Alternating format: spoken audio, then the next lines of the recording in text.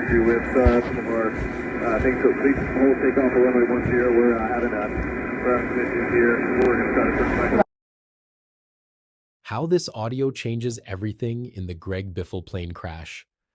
There's been an enormous amount of speculation, countless theories, and intense discussion following the tragic crash that took the lives of Greg Biffle, Dennis Dutton, and Jack Dutton. Questions are swirling about who was flying the aircraft, whether there was an engine failure, what specific sequence of events led to this tragedy. I've watched analysis from numerous aviation experts, each offering their perspective on what might have happened, but I recently came across one analysis that stands out from everything else I've seen, and it's caught my attention for several very specific reasons. First, this particular analyst is extremely experienced in the exact type of aircraft involved in this accident, the Citation that the Biffle family was flying in. Second, and this is the critical part, he has radio transmission audio from the Biffle aircraft recorded during the actual flight. This is audio that most people haven't heard, audio that provides direct evidence of what was happening in that cockpit. And third, he's identified specific technical details and operational factors that I haven't seen discussed anywhere else in the coverage of this accident. I want to bring this information to the racing community because I'm not sure how many people who follow NASCAR are also following the detailed aviation channels that are analyzing this crash. Now, I've honestly debated whether to even make this video because we're still dealing with speculation here. We don't have the final NTSB report, but the analysis I'm about to share seems to align with the available evidence in compelling ways, and I think it's important information that people should be aware of. So let me walk you through what I've learned. The analyst I'm referring to is Dan Greider, and his credentials are directly relevant to this accident. Dan is intimately familiar with this type of aircraft. He actually holds the single pilot exemption for the exact model of Citation that was involved in this crash. He's not just a pilot who's flown these planes a few times. He's an instructor who offers training, ferry flights, and test flights in singles, twins, tailwheel aircraft, radial engine planes, turboprops, and specifically the Citation 500 series, which is the category this aircraft falls into. His experience base with this specific type is extensive. Now, his motivation for creating a detailed analysis video, and I want to be very clear about this, is not to sensationalize the accident or to gain views or to point fingers. His concern, which he states explicitly, is with the NTSB timeline. He points out that it's going to take approximately 18 months for the NTSB to produce their complete final report on this accident. And his argument is that during those 18 months, other pilots could potentially find themselves in similar situations flying these same aircraft. And without understanding what happened here, they could face the same tragic outcome. So his stated goal is to get potentially life-saving information out to the pilot community as quickly as possible, so that if anyone else encounters a similar emergency, they'll have the knowledge to handle it differently and survive. Whether you agree with that approach or not, that's his reasoning for publishing detailed analysis before the official investigation concludes. One of the things that really struck me about his analysis is that he characterizes this as, in his words, an easy crash to diagnose.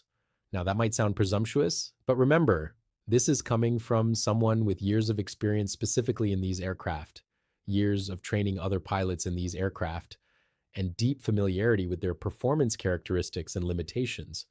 So when he says it's easy to diagnose, he's basing that on pattern recognition from his extensive background. One of the first points he addresses, and this is important from a regulatory standpoint, is the question of who was flying the aircraft and whether the flight was being conducted legally under FAA regulations. Based on his analysis of publicly available FAA records, his assessment is that Dennis Dutton was the pilot in command, occupying the left seat, and that his son, Jack Dutton, was in the right seat, the co-pilot position. Now, here's where the regulatory question comes in. He points out that according to FAA certification records available at the time, Dennis Dutton did not hold a single pilot exemption for this type of aircraft. What that means is that under the regulations, Dennis was required to have a qualified second in command to legally operate this aircraft. Now, Dan does acknowledge in his analysis that it's possible Dennis had obtained this exemption within the last 30 days, and the FAA database simply hadn't been updated yet. Database updates can lag behind actual certifications. But based on the available records, It appears Dennis needed a second in command. He also notes that Jack Dutton, according to FAA records, did not hold a multi-engine rating and was not citation certified. This creates a regulatory issue because if Jack was acting as the required second in command but didn't have the necessary qualifications, that would make the flight illegal under FAA regulations, operating outside of regulatory compliance. Now, this is where I have questions, and I'm genuinely asking anyone with legal expertise to comment below because I don't fully understand the implications. If the flight was indeed operating outside of regulatory compliance, what does that mean for liability? What does that mean for potential lawsuits? What does that mean for insurance coverage? These are complex legal questions that I simply don't have the expertise to answer, but they're questions that are going to matter as this case moves forward through whatever legal proceedings may follow. So if anyone watching has knowledge about aviation law, about how regulatory compliance or non-compliance affects liability in accident cases, please share that information in the comments. Dan also makes an interesting observation about Dennis Dutton's background that relates to how pilots transfer skills between different aircraft types. He notes that Dennis came from the Air Force and then flew for Delta Airlines, spending his professional career in large transport category aircraft, really big jets with multiple engines and very different performance characteristics than a small business jet. And here's where Dan makes a point that I found really interesting. He describes the citation, and this is a direct quote, as an underpowered pig. Now, that's not a criticism of the aircraft design. It's a description of its performance characteristics, particularly on one engine. His point is that a citation with a failed engine is not going to perform anything like the large multi-engine jets that Dennis spent decades flying at Delta. Large transport category jets have enormous excess power. If you lose one engine on a four-engine 747 or even one engine on a twin-engine 757, you still have tremendous capability. You can climb, you can maneuver, you have options. A citation with one engine failed has very limited performance, especially at high weight. It might barely be able to maintain altitude. It might not be able to climb at all, depending on conditions. So the handling characteristics, the performance envelope, the available options, everything is dramatically different from what Dennis would have been accustomed to in his airline career. Now, I want to be clear here. I have no way of knowing whether Dennis had flown citations before this flight. It's entirely possible he had previous experience in this type. He may have flown this specific aircraft for Greg Biffle on previous occasions. I simply don't have that information. So I'm not making any claims about his experience level. I'm just relaying what Dan Greider pointed out about the difference between aircraft types and how that might affect pilot decision-making in an emergency. Here's where the analysis gets into very specific technical details about aircraft performance. Dan points out that in the Citation Operating Manual, it specifically states that this aircraft cannot maintain altitude with landing gear extended and full flaps deployed, particularly at or near maximum weight capacity. And based on his calculations, considering the number of people on board, fuel load, and typical weights, he believes this aircraft was operating at or very near its maximum gross weight. The significance of this is that if you're already at max weight and you lose an engine, your performance is severely degraded. And if you then extend landing gear and deploy full flaps, you're adding enormous drag to an aircraft that's already struggling to maintain altitude on one engine. The physics simply don't work. The aircraft cannot generate enough lift and thrust to overcome that drag and maintain altitude. He emphasizes that the crew was undoubtedly doing everything they could, using every bit of skill and knowledge they had to try to save the aircraft and survive this emergency.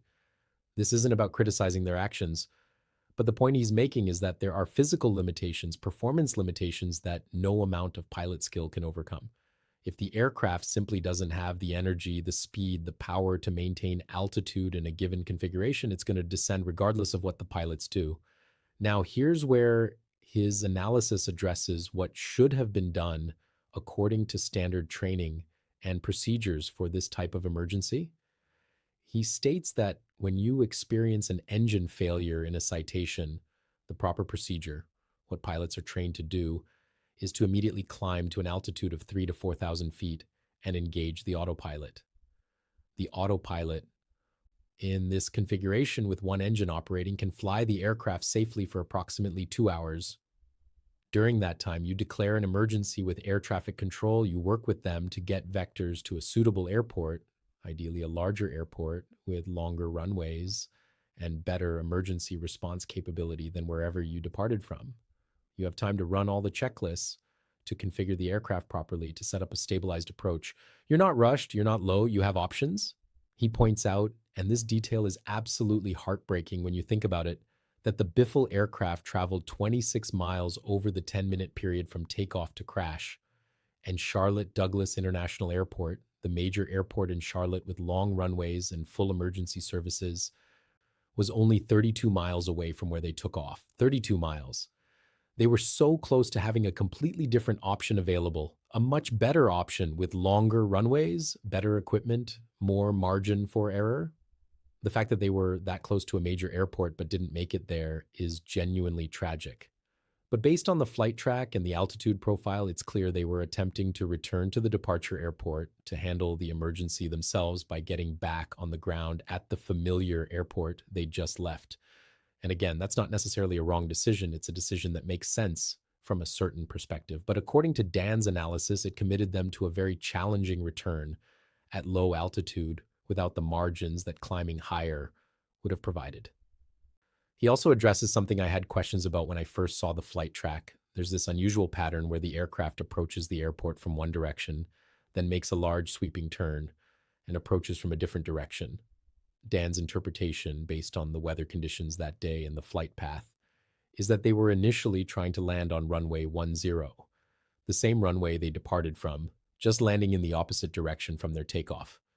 But the weather that day was really poor, low visibility, low ceilings, and as they descended trying to get visual contact with the runway, trying to see where they were going, by the time they got low enough to actually see the runway through the weather, they were too close and too high.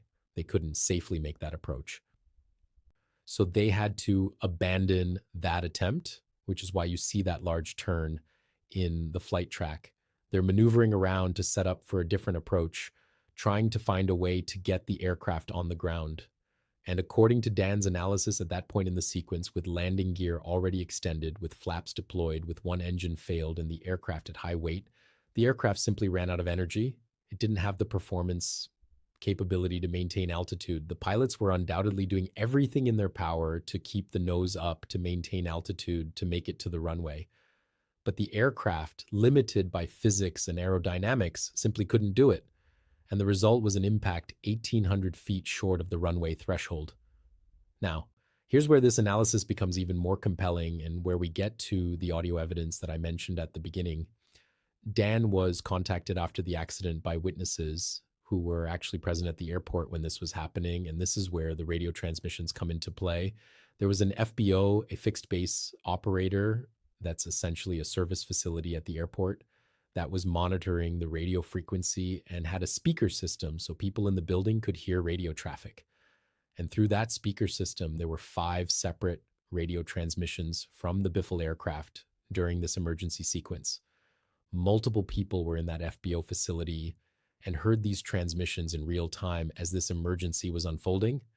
And critically, one of these people had the presence of mind to record one of these transmissions on their phone. And according to Dan's analysis and corroboration from multiple witnesses, all 5 of these radio transmissions were made by Jack Dutton. He was making position reports, communicating their situation, updating anyone listening about what was happening. Let me play this recorded audio for you. This is the actual audio from inside that aircraft during the emergency. Took off runway 10. We've got an issue here. We're getting everything going. We're getting our gear down. That audio, hearing that voice, knowing what the outcome was, it's absolutely chilling. And what makes this significant is that I hadn't heard this audio anywhere else. Despite all the coverage of this accident, despite all the analysis and discussion, this audio hasn't been widely circulated. And that's exactly why I wanted to share this with the racing community, because I'm not sure how many people who follow NASCAR are also monitoring specialized aviation channels where this kind of evidence surfaces. Now, Dan makes several important observations about this audio that provide insight into what was happening in that cockpit. First, he notes that Jack's voice throughout all 5 transmissions, not just the one we heard, but all 5, was calm. There's no panic, there's no screaming, there's stress. Certainly, you can hear the tension, but there's no loss of composure. Second, and this is really significant from a diagnostic standpoint, there's no alarm audible in the background of these transmissions. In aircraft, certain emergency conditions trigger loud, continuous warning tones. Fire warnings, stall warnings, terrain warnings, these create unmistakable audio alerts. The absence of any such alarm in the background of these transmissions suggests, according to Dan's interpretation, that there was no fire in the cockpit, no immediate life-threatening emergency like smoke or flames that would have created additional urgency beyond the engine failure itself. It's just incredibly sad when you think about all the factors, all the small decisions and circumstances that aligned to create this outcome. Different choices at various points might have changed everything. If they'd climbed higher initially, if they'd diverted to Charlotte, if they'd configured differently, if weather had been better, any one of these factors being different might have resulted in survival. But as it happened, everything aligned in the worst possible way. There's one more detail from Dan's analysis that I found absolutely fascinating because I hadn't heard this anywhere else in any coverage. There was another aircraft that had taxied out onto the runway behind the Biffle flight, preparing to take off. This was a Piper Aztec, a twin-engine piston aircraft. And this aircraft did, in fact, take off shortly after the Citation departed. And remarkably, this Aztec also turned around and came back to land shortly after takeoff.